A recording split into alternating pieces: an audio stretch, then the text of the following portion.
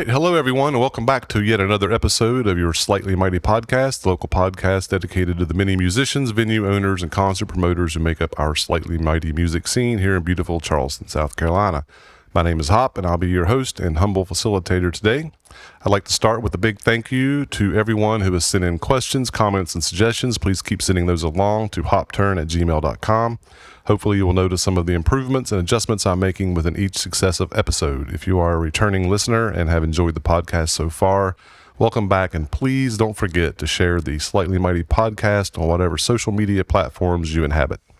The goal of our show is to create a free space for community conversation and reflection, and that can only happen if enough people get involved in the discussion. Today's episode will be a little different in that there's only one featured guest instead of our usual trio format, and as such, this episode will be considered our first Slightly Mighty Spotlight show. So let's get down to it. Our guest today is noted guitarist, composer, producer, and educator, and current Charleston resident, Bob Lanzetti. Bob is a 5-time Grammy-winning founding member of the hugely influential and internationally known band Snarky Puppy. He also regularly performs and records with other well-known artists such as Corey Henry, Ghost Note, Bilal, and many, many others. Last year, Bob released a recording with his own trio called Bob Lanzetti and Ogawa. In short, Bob is a busy man, and we are lucky to have him here with us today. Welcome to the show, and thanks for having some time to sit down with us. Yeah, thanks for having me. All right. So what brought you to Charleston? How long have you been here? Girlfriend is what brought me here. Okay. So not musical at all, but it's still a good reason. I kind of came down here during the pandemic. We had met shortly before that, and I was living in New York and sort of coming back and forth at that time a lot. When everything shut down, I basically came down here.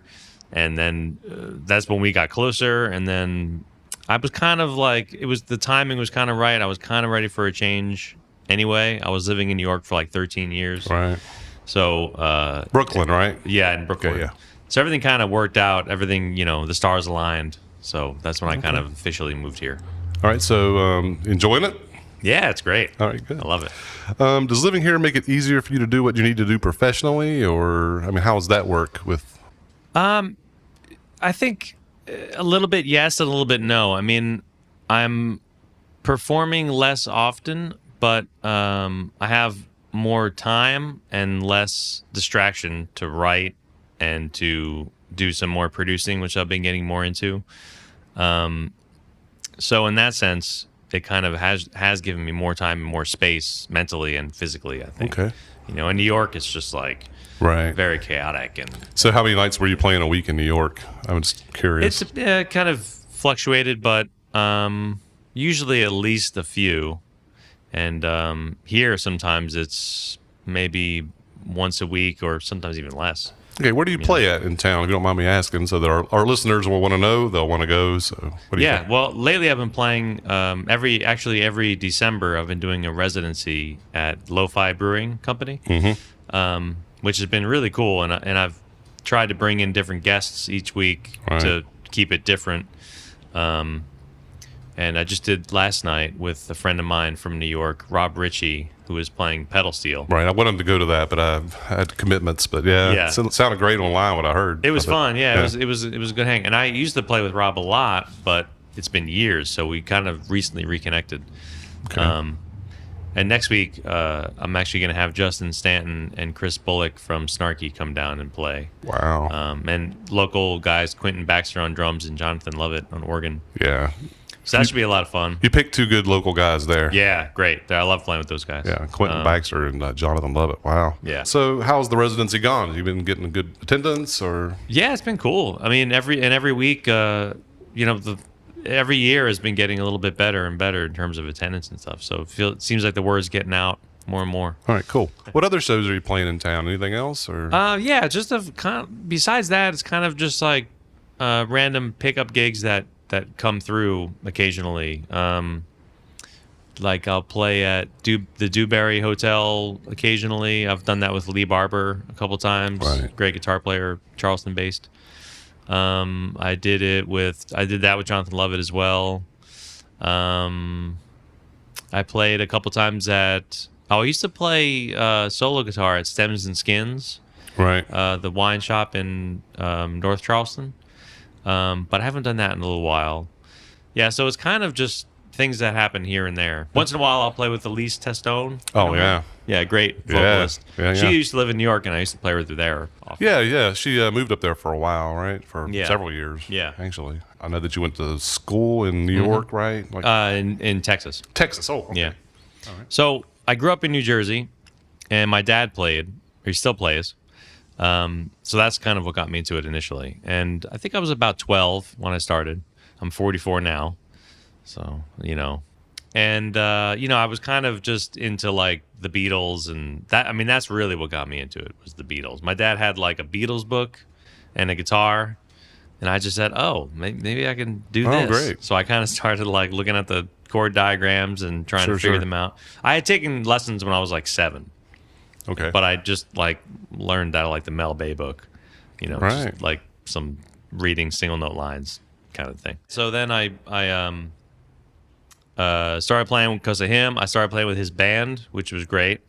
I learned so much playing with older guys who had been doing it for a while. I got some teachers in the New Jersey area. I studied with a guy named Chris Bono, which was really foundational for me, really. I mean, he was like the first guy who was like a real like professional musician. Sure. That I had studied with. After that, I was studying with Vic Juris for a little while. He was a great jazz guitar player. And then I went to North Texas, University of North Texas. That was about, I guess, 2000 or so. Okay. So then I studied jazz studies there. Right.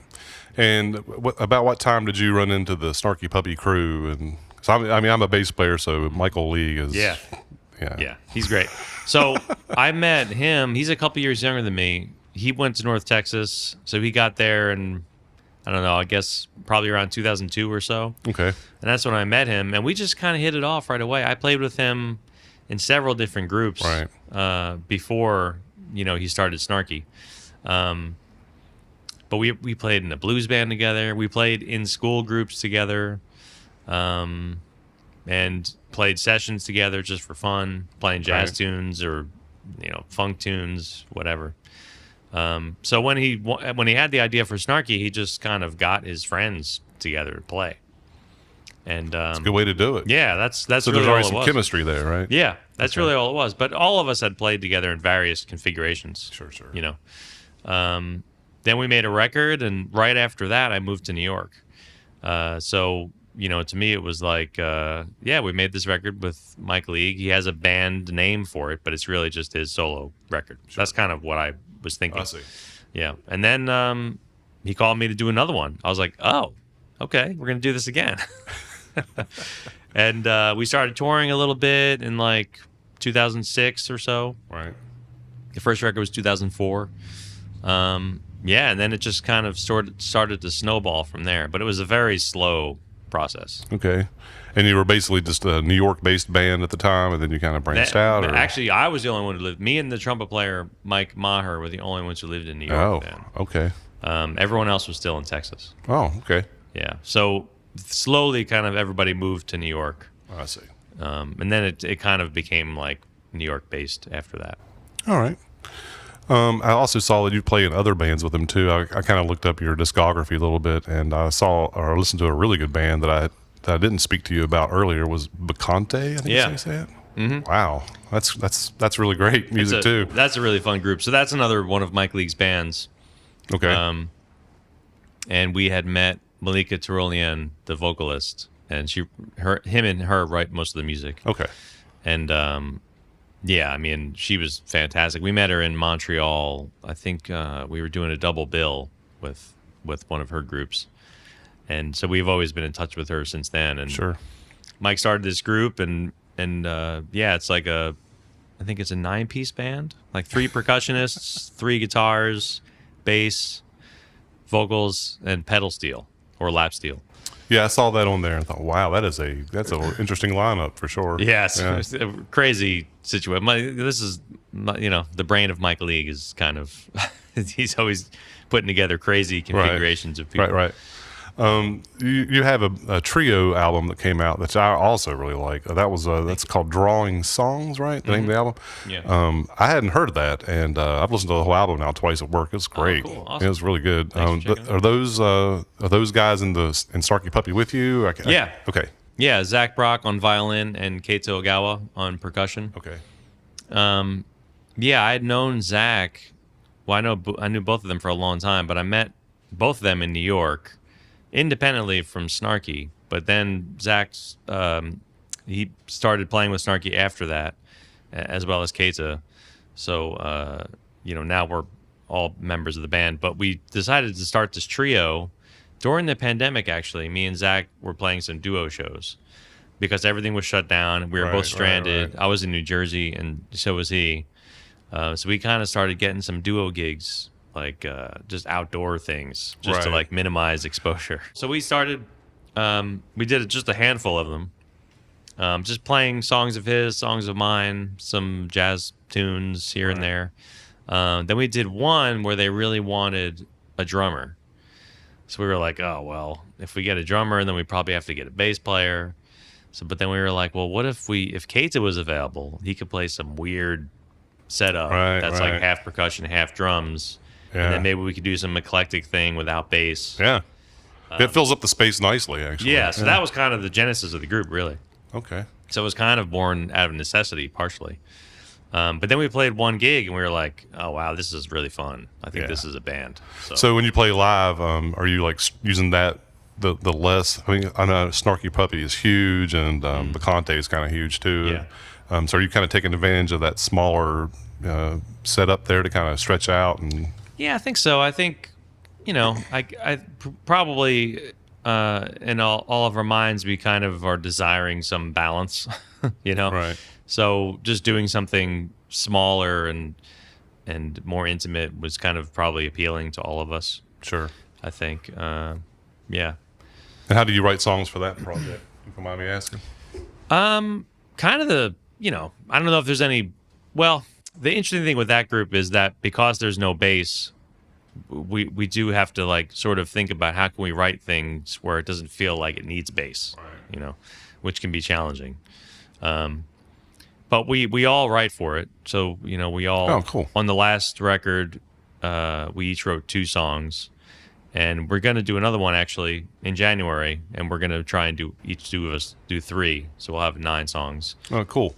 And so when you come, are you bringing like production tracks or, I mean, I'm really kind of asking these questions because there may be people who want to emulate some of this, listeners. I mean, are you bringing the tracks in finished? Or are you working on them together with like some ideas? I mean, how's that work? Yeah, we basically, all of us will write individually, and pretty much for the most part finish the tune on our own and just write it out. I'll often use Logic to get all my ideas out and kind of edit them and mess with them here and there, take things out, add things until it feels right, and then I'll write it down, and then I'll just give them the sheet music. Oh, great. Sometimes we'll pass demos around too if it is helpful, and then we'll just start playing it together. Keita will kind of come up with some grooves. Maybe I'll have an idea for it. Maybe I'll say I have no idea what I want you to do. Right. Just see what you hear. So that's where the individual creativity kind of comes in. Yeah, and then we'll come up with our own parts. But basically like the melodies and the chords and the form for the most part are done. Okay. To give people an idea of your guitar playing and this band that we're talking about, I'm going to go ahead and play a song that you sent me, which is called Drawing Song.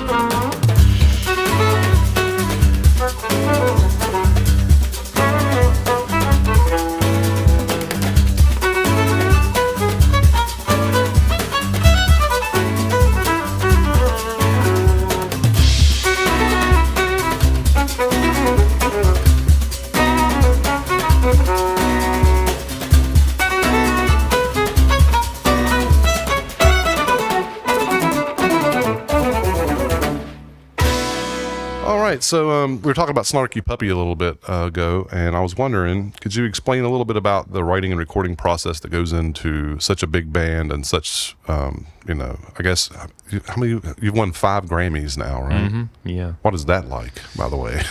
Super exciting, especially after the first one. Like, I had no idea that it was going to happen. And we were all there, which was super exciting in itself.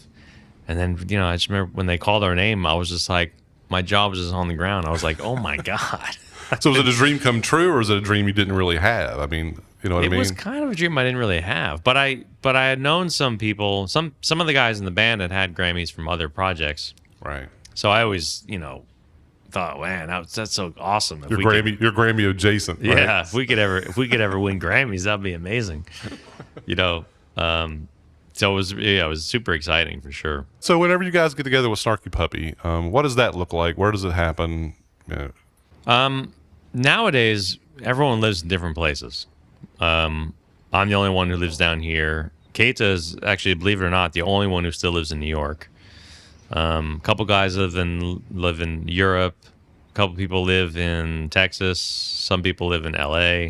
So it's really spread out. So we really don't do anything unless we're doing a tour or making a record. Right. So when we are going to do a record, we'll get together whatever studio we're going to be at.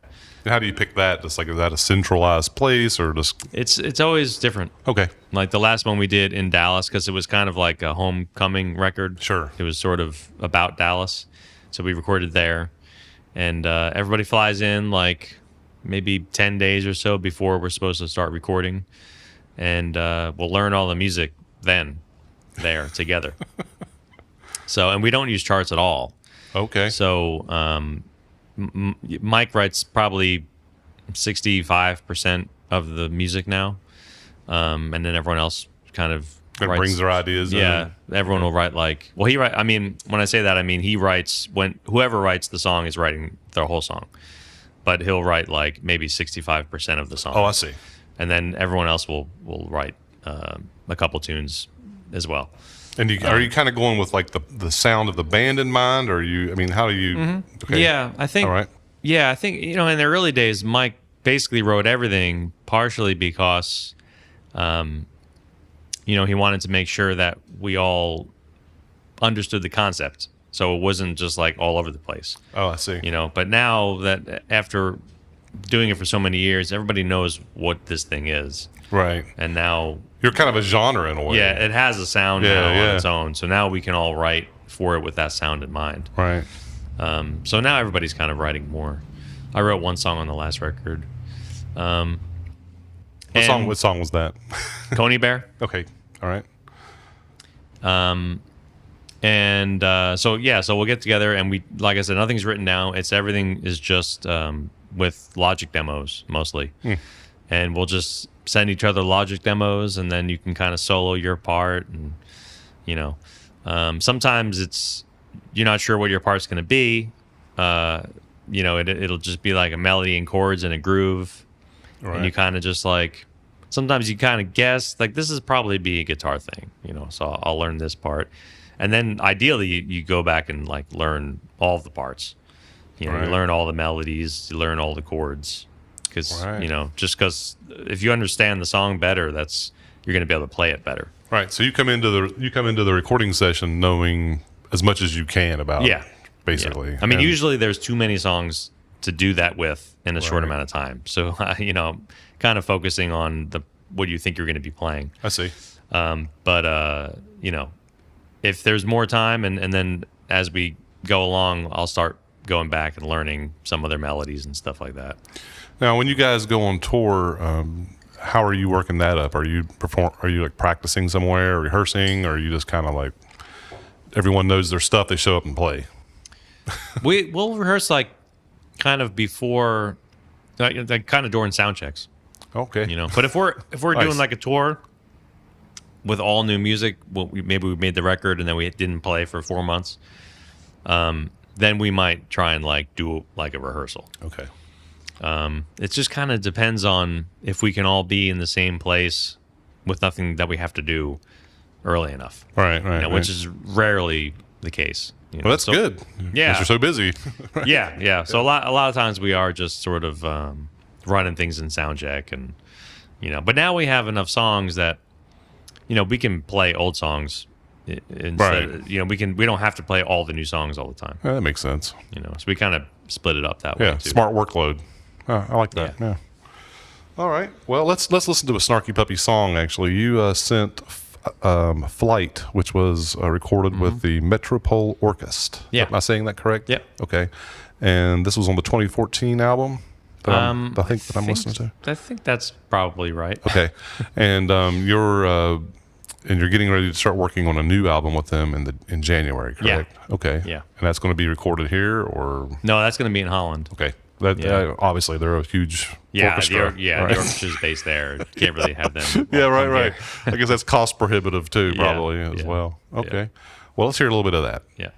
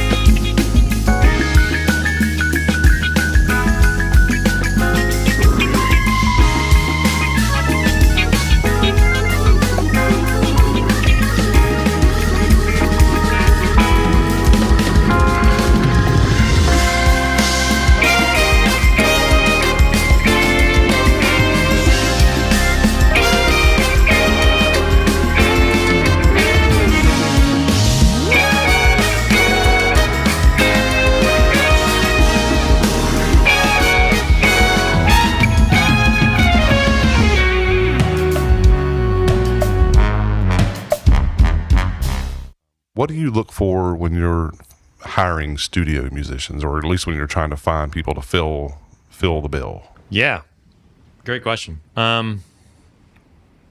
Well, I guess I'll use this as an example.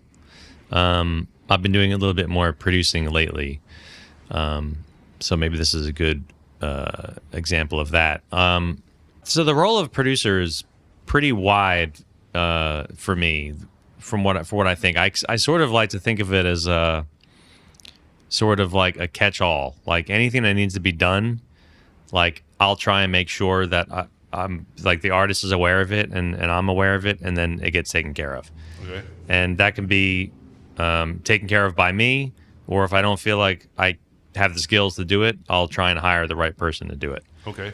So that's sort of like a very blanket way of looking at it, but it's kind of like it seems to have worked for me so far, and I kind of enjoy doing it that way. So I may be writing charts, I may be doing string arrangements, I may be hiring a band, helping the artist with lyrics. So you're just filling in the spaces that need filled in. Anything that needs to be done. Okay. I'm going to try and do, or All right. hire someone to do it. So when you're thinking about someone to do it, what are you looking for? I mean, obviously there's people that you know this guy's going to be better for this genre than someone else, or whatever. But I mean, like even in that choice, there's still tons of people you could call. Yeah.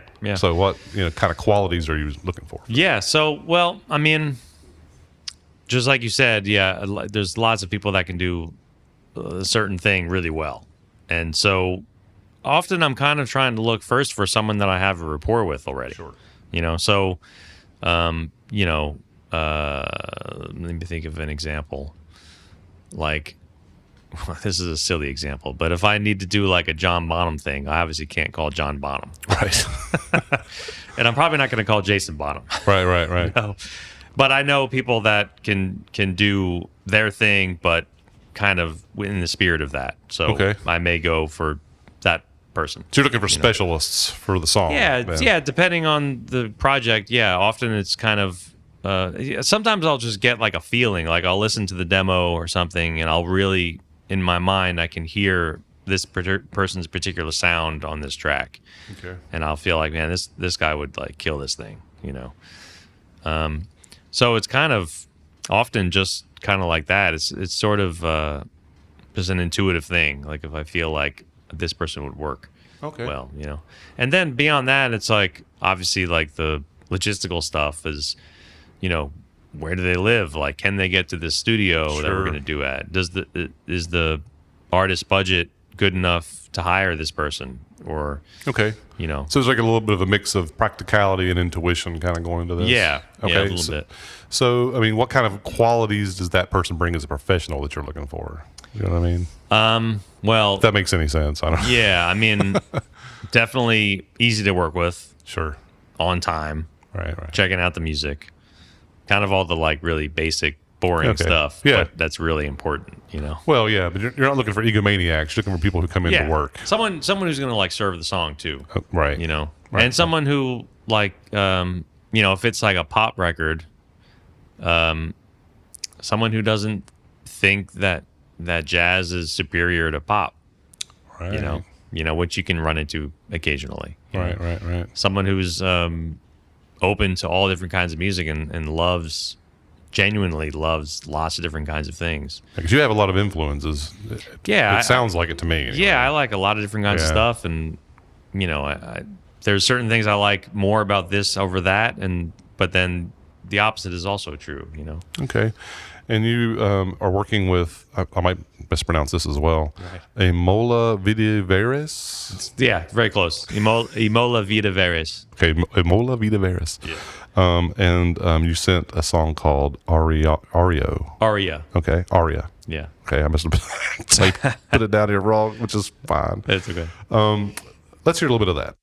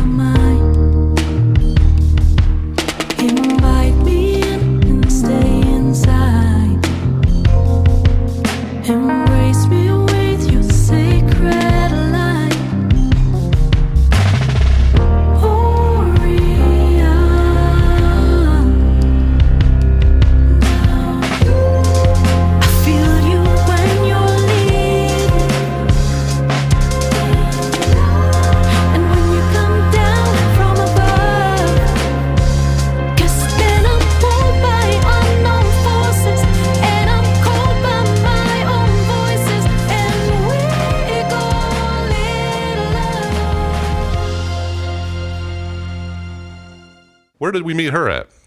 Where do we get involved with that at?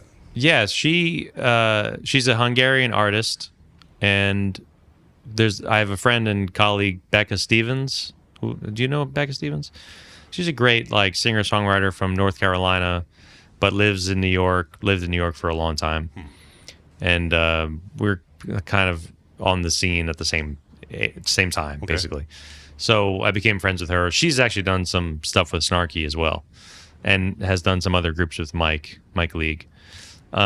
She has a songwriting class, and Imola was one of her students. So I think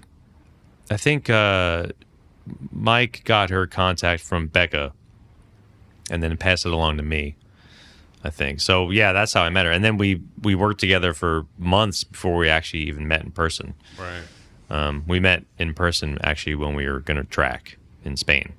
Wow.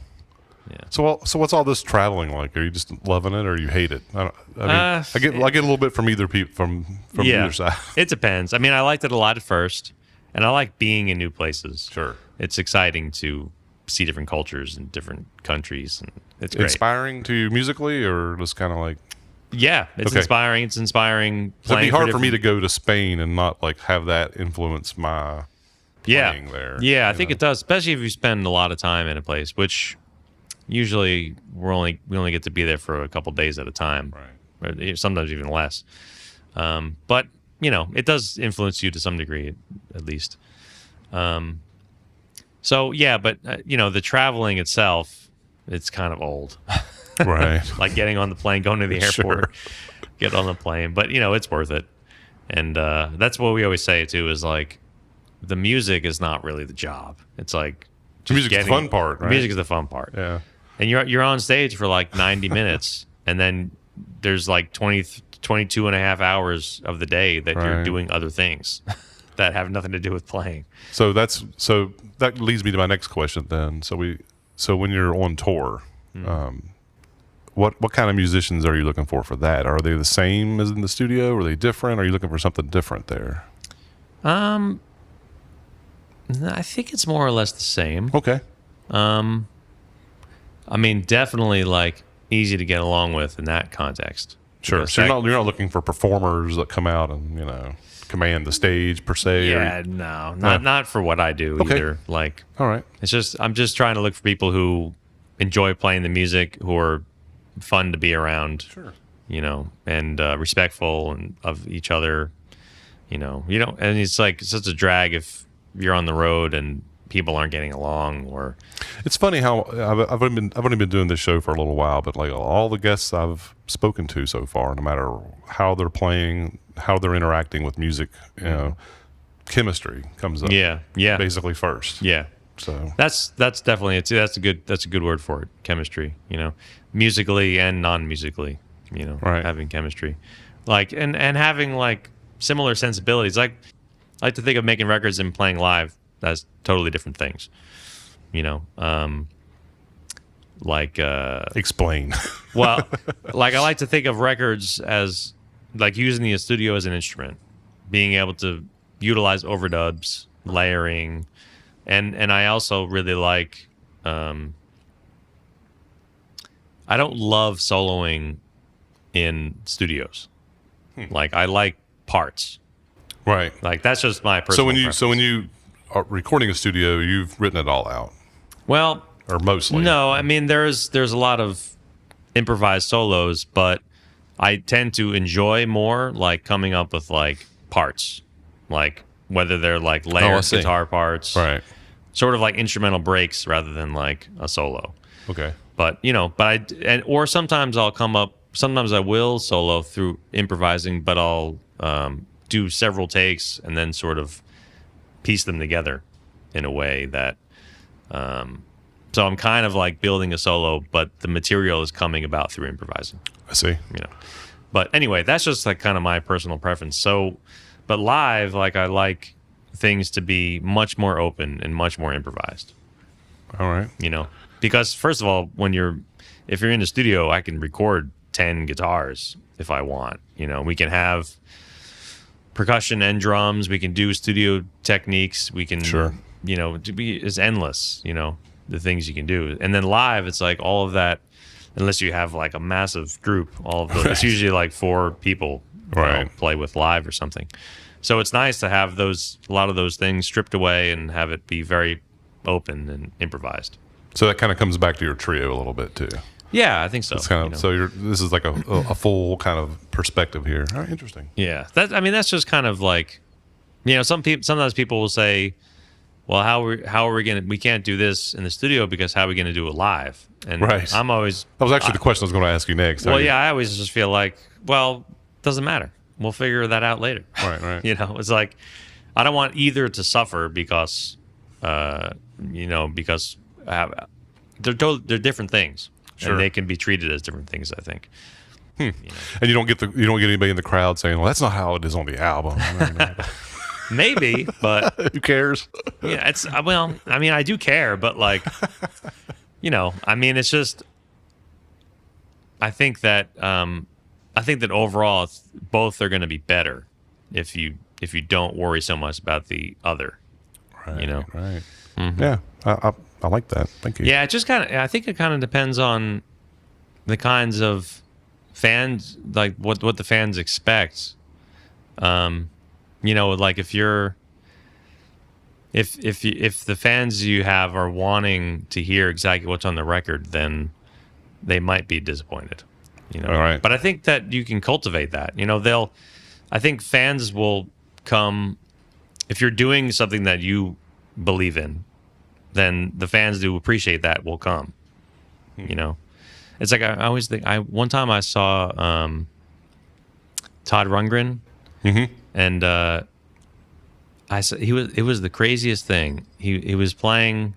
He had 2 dancers, and himself, and he was playing the tracks, and he was just like singing, and the girl and these girls were dancing, and I was like, this is crazy. I was like, anyone who has only heard like, what's that? Something tender. What's the name of that record? Mm-hmm. I can't remember what it's called actually. But that's like a rock album. If anyone they came there expecting that, if they're expecting that, they're gonna be like, what is going on? But it was like a lesson to me that I was like, I'm kind of going off topic a little bit, but that's okay. But what I kind of felt like, if I was going to do that, I would feel like a little self-conscious and like I needed to apologize to the audience and say, I'm going to be doing something different just so you guys know. Right. Like, so just right bear up with front. me. But he just owned it. And I was like, awesome. It was a lesson to me to like, just own what you're doing. Right. Like right. if you own it to that degree, that's the way it's got to be. So, sure. I was like I always remember that,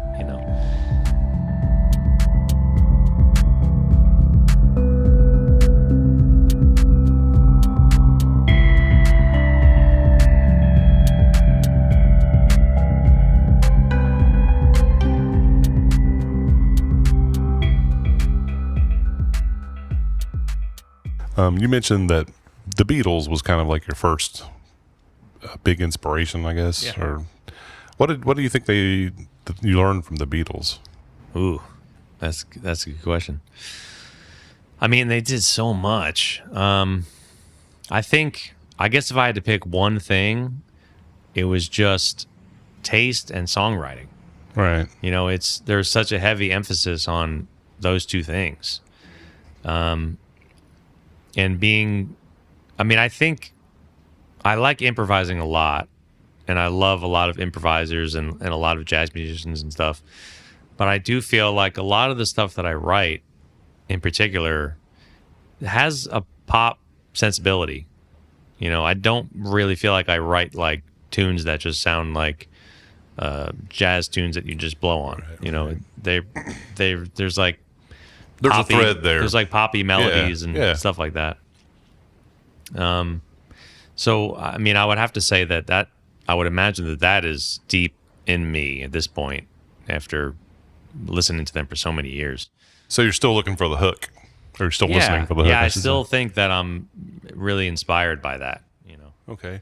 And when you start writing songs, are you kind of coming from the hook first or the chord progression first, or do you have how do you, if you sit down to write a song, what's your first steps? Yeah, I mean, that kind of changes, but a lot of times I'll just come up with a germ of an idea that's inspiring. And just jamming around. Yeah, a lot of times it's just from like noodling on a guitar or sometimes on a piano. And even sometimes even just I've even done it a little bit in Logic with like a MIDI keyboard and playing around with that. But just as long as I can come up with some germ of an idea that is inspiring, then I'll usually record it and then come back to it like the next day or sometimes even way later and just sort of see if it inspires other things, and then I'll start kind of developing it. So a lot of it comes from one little idea, and then I just start developing it around that. Kind of build it out. Yeah, and then editing, taking things away. And you do all that in Logic? Yeah, I mean a little bit in Logic and a lot of voice memos on my phone. Oh, okay. I usually don't write anything out until I'm about to play it with people. Oh, I see. Because I don't like to be influenced by the intellectual side of it. I want it to be more intuitive.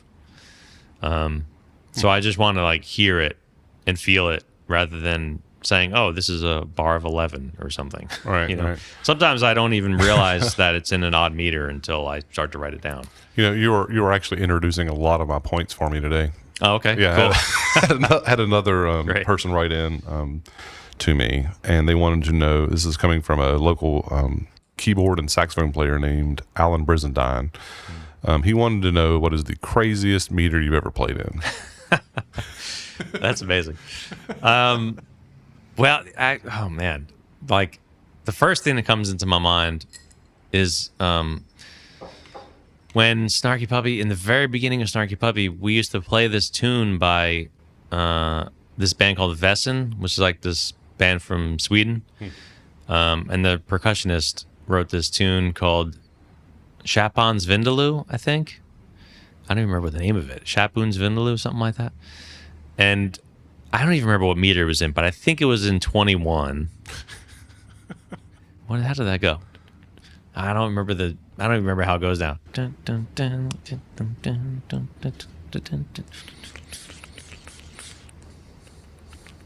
It was like kind of like 1 2 1 2 1 2 3 1 2 1 2 1 2 3 1 2 3 1 2 3 1 2 3 1 2 1 2 1 2, something like that. Anyway, it was crazy. And I mean, I was pretty young at the time, probably like 26 or something, and I was like, "This is insane." Yeah. That's one of the first ones that come to mind. Okay, Which is funny because how do you get that under your thumbs, man? I mean, well, I think the key with any time signature is just trying to get it so that you don't have to count it, so that you are just feeling it. Right. Okay. I mean, it has like there's like a melody to it. It's like, sure. There's like a pulse to that. So if you can kind of start to intuitively feel that rhythm, then you don't have to think about the meter that it is. Right. So you're just feeling it like a melodic. Just living inside of it. Yeah. Kinda. Okay. So that kind of if you can get to that point, that's I think the key to a lot of that stuff. All right. The trio I have with Keita and Zach is we were one day we were realizing that we only have like one song in 4, I think. Everything else is in.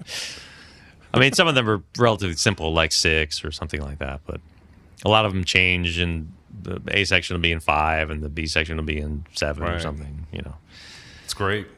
It's. I mean, yeah. It's just if you can hear melodies through it and feel the pulse intuitively, then that makes it a lot easier. What do you listen to? What are you driving around in your car just listening to these days? What?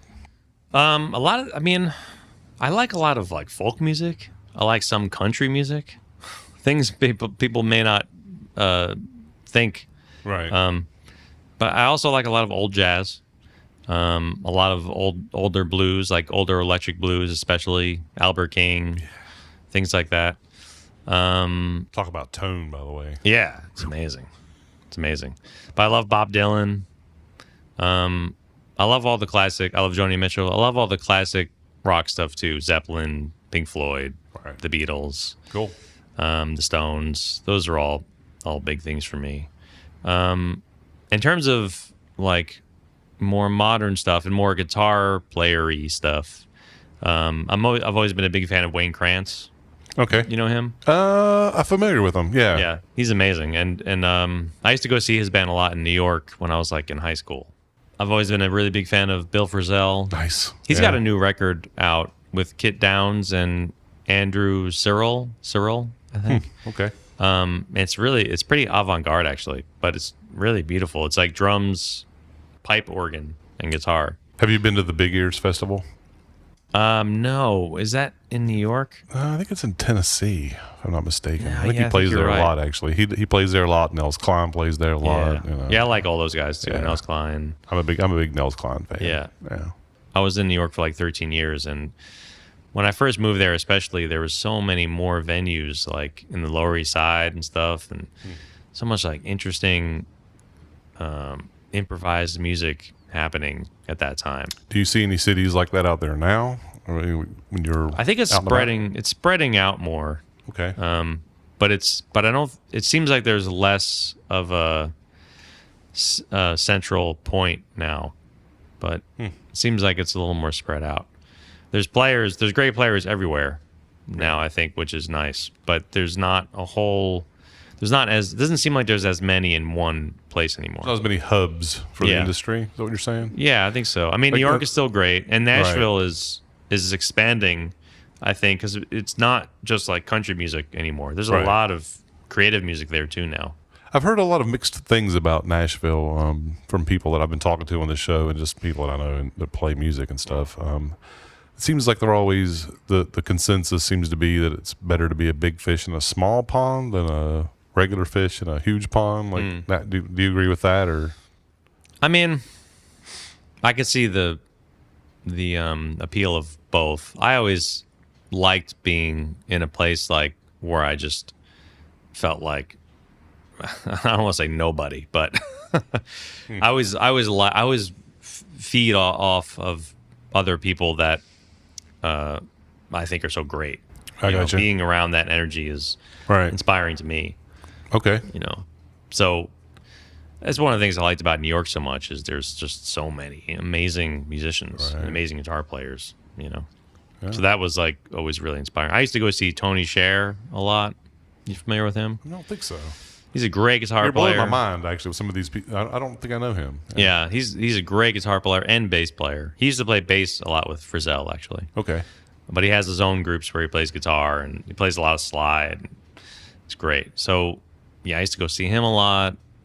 I remember seeing Kurt Rosenwinkel a lot at this place called Tonic in the Lower East Side. Brad Shepik sometimes. Ben Monder sometimes. There's a lot of cool stuff there. Okay, so hopefully people that are listening will go and check all these people out. Yeah, please do. Great. Are they? I guess they're touring. I mean, some of these people I've never even heard of. Actually, are they tour? Yeah. They record, or they do both. Okay. Yeah. I mean, Brad Shepik still lives in New York. Ben still lives in New York. Kurt Rosenwinkel is, I think, in Berlin now. I think he's teaching at a university there. Oh, okay. Yeah, Frisell is actually in New York now, but he wasn't for a long time. But now he's there again. So, who would you say is your favorite guitar player? I mean, if I had to pick one favorite, I'd probably say Hendrix. Hendrix. Oh, there you go. But in terms of guys on the scene now, well, I mean, pretty much some of the people I already named. Sure. Well, I guess that makes sense because it came to mind. Yeah, but then there's a lot of my peers I love their playing. Lee Barber's playing is great. Yeah. This guy Mike Seal in Nashville is one of my favorites. This friend of mine Adam Kane in New York is great. Chris McQueen and Mark Lazeri both in Snarky Puppy. I love them. Yeah. A good friend of mine, this guy Brad Williams, who lives in LA now. I mean, so many of the people that are friends of mine are some of my favorites. That's cool. Of younger guys, Yeah, that's cool. All right. Well, what do you have on the horizon for next year? Do you got any big plans other than the ones we've already discussed? I know you're working with a new album with Snarky Puppy. You're working with a new album with are you calling it the Blow Trio? Is that what it is? Yeah, we're mainly calling it Bob Lanzetti Ogawa. Okay. Blow sounds a little weird. Well, I didn't know. You know what I mean? I saw. But no, I saw I it that mean- way on your webpage, maybe. Or Yeah, something, people call it that, and I'm like, well, of course. I mean, why wouldn't they? Right. But technically, it's Brock Lanzetti Ogawa, Okay. All right. but it's fine. Yeah, so we're recording. We're doing some dates in the UK as well. Hopefully, some more touring in the US. You gonna play in Charleston? Hey, you gotta come play in Charleston. I know. man. I don't think there's anything on the books right now, but I'm sure we will next year. Yeah. Snarky's going to Asia, I think, in May or so. So yeah, I'm hoping to do some more production work too. So, but yeah, everything's sort of a little up in the air. Okay. We'll see how everything comes down Well, after we make some records. I think we'll have to leave it at that for Okay. today. Thanks so much for joining us today, Bob, and please come back anytime you feel inclined. Special thanks to all of you out there in Cyreville who are tuning in to the Slightly Mighty podcast. If you would like to see it continue to grow, please don't forget to like, follow, subscribe, share, and all the other things you can do to help spread the word around. It really will make a difference as to whether we grow or slow. I'm so very grateful to everyone who's donated their time by sitting down to chat with me, and I'm looking forward to more conversations in the year ahead. We'll be back for another episode in 2 weeks. Please be sure to drop in again. Goodbye for now.